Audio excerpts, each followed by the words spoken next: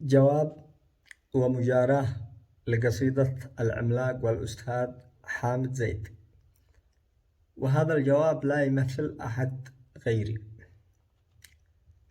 قلت المرجلة ما هي عليكم غريبة، وإحنا حرام ما غيرها شي ورثنا، نعطي حدايقنا وناخذ زريبة، ونعطي الشي كننا اللي أخذنا. لا عاش من كبر عليكم عصيبة، ولا عاش من يقطع بيمناه يمناه. أشذي سلب لب العقول اللبيبة، ذي ما سلبها الخمر وقت المدانة. أنا مذيكر جيت لك بالقريبة، ومن طول شبره علينا قطعنا. الناس حياة الناس وغيبة بغيبة، القلب قبل الباب قد فتحنا.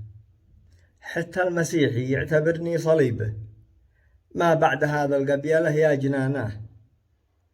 ابشر بخير في بدية أمي زبيبه، الباب والشباك لجلك قلعناه والبيت كسرناه.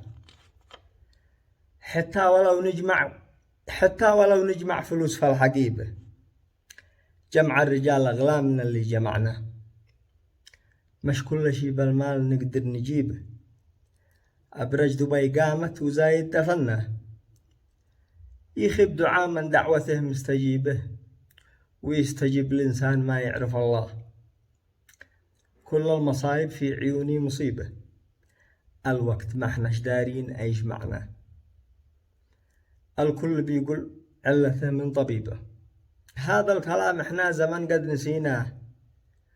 لا تذبح الجاموس وتشرب حليبه، ولا عاد نطمع فالأسد لا سلمنا.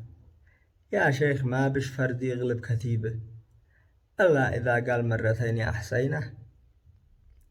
لا عاش من كبر عليكم عصيبه، ولا عاش من يقطع بيمناه يمناه.